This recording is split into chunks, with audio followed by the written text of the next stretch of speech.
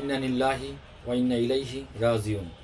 দেশের বাইরে আমার কোনো ঠিকানা নেই, এটাই হলো আমার ঠিকানা। এই দেশ, এই দেশের মাটি, মানুষই আমার সবকিছু।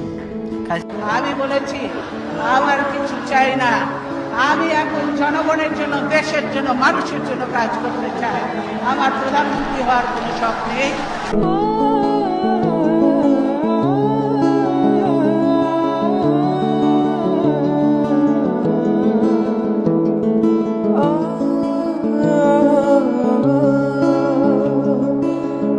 আসসালামু আলাইকুম।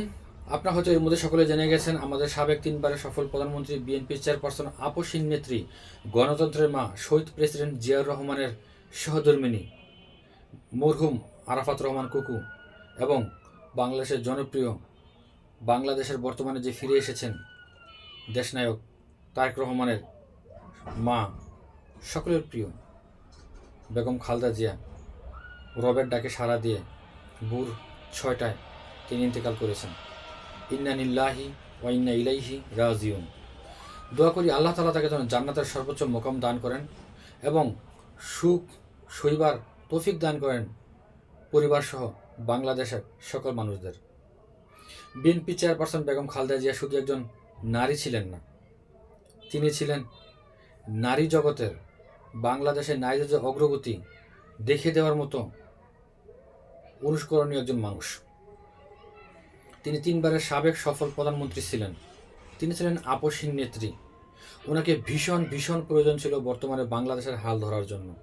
সত্যি ওনার মতো মানুষদের ভীষণ প্রয়োজন ছিল।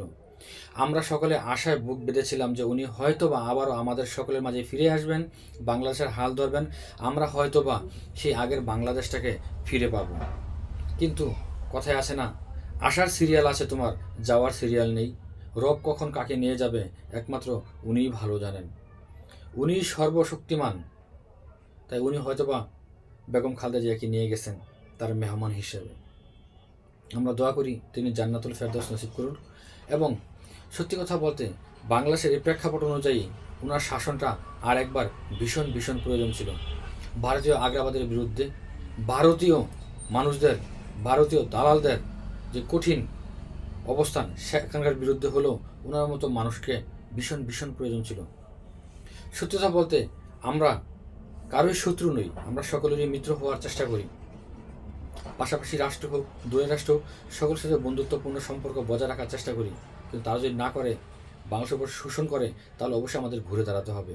বিগত 17টা বছর সেই শোষণের উপর, নির্যাতনের উপর, জুলুমের উপর কী পরিমাণ নির্যাতন হয়েছে সেটা বাংলাদেশের মানুষ রন্ধ্রে রন্ধ্রে ত্রন্ধ্রে ত্রন্ধ্রে টের পেয়েছে। বিগত সরকারের আমলে এই পরিবারটার উপর কম নির্যাতন সহ্য করতে হয়নি, কম না, বাংলাদেশের মানুষকেও কম নির্যাতন সহ্য করতে হয়নি।